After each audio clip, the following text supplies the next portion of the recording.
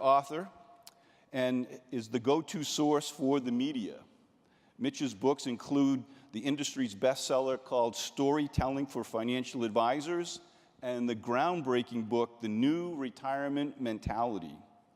He's also a columnist for Financial Advisor magazine and MarketWatch.com. He's a contributor to the Journal of Financial Planning. He has a daily radio feature called The Daily Dose, which is heard nationwide. And he's here today to talk to the Valmark member firms about the new retirement mentality. It's a new perspective on retirement planning and the process that goes way beyond the numbers and the financial heart of the matter.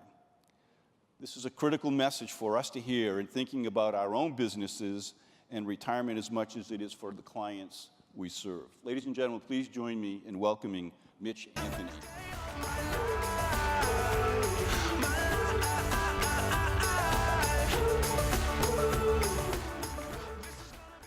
Good morning, everyone. This last year, I've had an unusual experience. The Pinehurst community. How many of you know of the Pinehurst community? I got to play number 2 here recently, and I understood what Gary McCord meant when he said hitting those greens is like trying to land a ball on a Volkswagen Beetle roof while it's moving.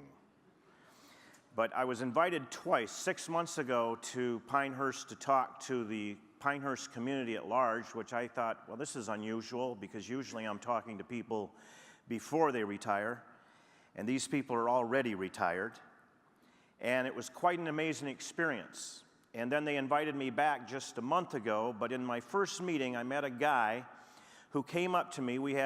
This was all sponsored by the Hospital Foundation, and their interest is health and wealth and just well-being at large, and they understood that the message I'm about to share with you has an awful lot to do with people's well-being in retirement. That's my number one concern. It's not how early can you retire.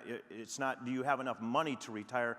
It's all about, are you going to retire well?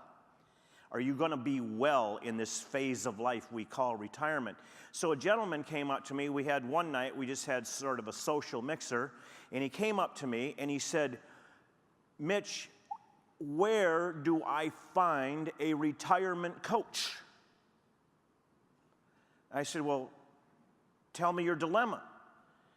He said, I just retired 6 months ago, and I'm going crazy. How many of you have heard these stories before, by the way? He said, I'm going crazy. And I said, well, tell me about your career. Well, he said, I invented carbon fiber. Oh, is that all? You remember the graphite golf clubs? And he did pretty well there, but he really did well in Formula One racing. They all use that, okay? He invented this thing. He's a scientist. He's got an active mind. And so he's telling me about his career. He's a very gregarious guy. You'd never take him for a scientist to meet the guy. And so he's telling me all about his career, and he said, you know, I got to fly to San Diego from North Carolina 3 times a month. He said, it gets kind of old, so I decided to retire, but he said, I'm going insane. And I don't know what to do, and I need someone to coach me through this the way you're coaching in your book.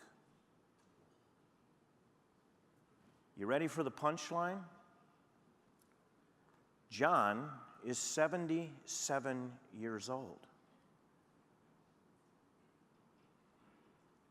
I'm going to encourage you to entertain a thought here today to broaden your capacity in this conversation around retirement into the realm of retirement coaching.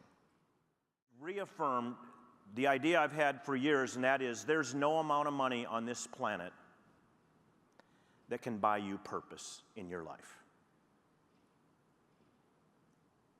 There's no amount of money. And I often tell my consumer audiences, you might be one of the lucky ones. You've got more than enough money. You did the right planning. You used the ARC and you used the risk and you got it all figured out and you got it wired financially, and you never have to worry again about waking up and having enough money to live. You're one of the lucky ones, but then you wake up on day 43 of retirement and realize there's no reason, there's no purpose, there's no aim. How many of you have witnessed this with your own clientele? This is one of the great myths in America, that it's all about money, and if you get enough money, you're going to have purpose. Let me tell you something about money. Money will fund a purpose, but it will not generate a purpose. I want to tell you a couple other stories. I want to tell you about one of my heroes. Her name is Marie Enns. Marie and her husband were missionaries in Cambodia until the Khmer Rouge took place. And then they had to flee Cambodia in the 70s, and they moved to France because a lot of expatriate Cambodians were moving out to France, and so they continued their work there. While they were in France, her husband died, and when she returned to Cambodia in the 90s, and she continued her work alone. She built an orphanage. She built a home for widows of the killing fields. She built an AIDS home. She built a school. And Marie's denomination, which happens to be the same denomination of the church I attend, this is how I met Marie, called her in when she turned 66 years old, called her into headquarters and said, "Now, Marie, our retirement policy states that at 66 you must retire." And Marie said, "Well, what about the orphans?" "Well, we'll try to find somebody to take care of that." And everyone in this room knows, it's your baby. It's your heart that created this thing. You just don't find somebody to come in. It'd be like going through the phone book and find someone to take over your practice. She said, "This doesn't make sense. Why does it matter that I'm 66? Doesn't it matter that I'm competent? Doesn't it matter that I'm still engaged? Doesn't it matter that I'm passionate? Why does it matter? Why is this decision?" And you know what the answer from the HR director was? "That's our policy. That's our policy." I'm from Rochester, Minnesota, home of the Mayo Clinic, and I have this I just spoke at the Mayo Clinic to a group of doctors. I have this conversation every week. Some surgeon says to me, "I'm 65 years old, and they're putting pressure on me to walk out the door." And he said, "I've never been better at what I do in my life." Now, if you ever have to have a surgery, do you want a surgeon who's done 4,212 procedures or somebody who's on their 14th? Right? Experience matters, doesn't it, when you're a surgeon? Experience matters. I don't care what it is you do, experience matters. Well, where do you get experience? Through the years. And in our culture, we devalue age. Age becomes a diminishing feature. I realized something, and I'll get back to Marie here momentarily. I realized something. I spoke in Korea, and I was flying home, and I suddenly had this epiphany. Do you realize that we live in one of the few cultures in the history of the planet Earth, right here, right now in North America, we live in one of the few cultures in the history of the planet Earth that does not venerate age and maturity? You realize that? One of the few cultures in the history of our planet. This includes all nationalities and all races and all ages. And what is it that we venerate in America? Rather than age and maturity, what do we venerate? Youth. Last time I checked on youth, they were stupid. That's never going to change. Now back to Marie. So Marie goes home to Alberta, where she's from. She's retired for a year. She is absolutely despondent and depressed. One day she starts thinking about it, and she says she's praying about it, and she decides, you know what? I'm taking my retirement savings, I'm taking what little I have in this world, and I'm going back to Cambodia, and nobody can stop me. And whether they want to back me, that's beside the point. I'll find my own backing. And guess what? That denomination wouldn't back her, so she had to she had to form her own foundation to do this. She called her 4 children and her 12 grandchildren together, and she said, "I'm 67, and nobody can tell me what to do with my life. I'm moving out. I'm going back to Cambodia." Cute little sidebar on this story. Marie told me right after the meeting with her family, she went to the grocery store and they have the Muzak playing on the system, and she said when she walked in the store, the song that was playing was Billy Joel's "This Is My Life, Leave Me Alone." Isn't that great? Today,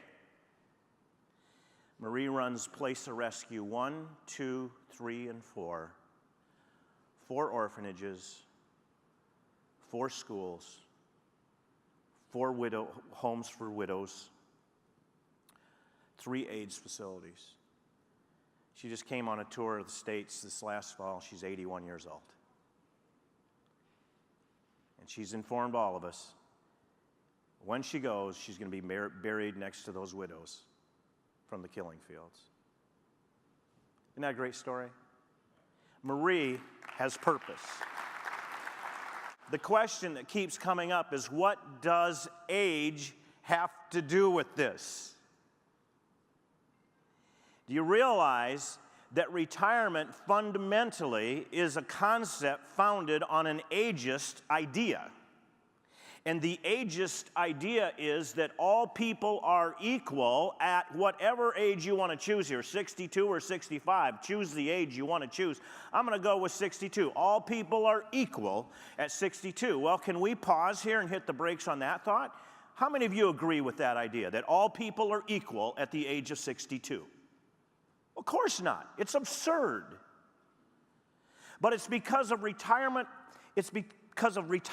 policy that we hold to this idea and we push people. And if you don't think this idea carries weight in our society, just ask anyone who's had a 60th birthday party what question they got asked more than any other question. What's the question you get asked at your 60th birthday party? That's right, because the assumption is built in that as soon as you turn 60, you should start thinking about retiring. Well, I'm a proponent of the new IRA, the individual, independent retirement attitude. I'm going to do what's good for me in my life, not what the culture at large or the corporate culture at large tells me I ought to do. Anybody want to join me in that campaign? All right, that's what this is about. And we need a conversation. We need a conversation that opens this up to our clientele and opens up this possibility. All I'm doing with my book is giving people permission to do what they want with their life and not what the culture at large is telling them they ought to do. And I need your help in this. I need your help because you're the people they're going to specifically and individually for this permission slip. It's one thing for you to tell them they have enough money to retire. But we've already broached on this topic, and I'll finish it up with this. Here's the two things you need to retire well. Enough purpose to wake up in the morning and enough money to sleep at night. You need both. And if you don't have both, it's an empty but well-funded existence.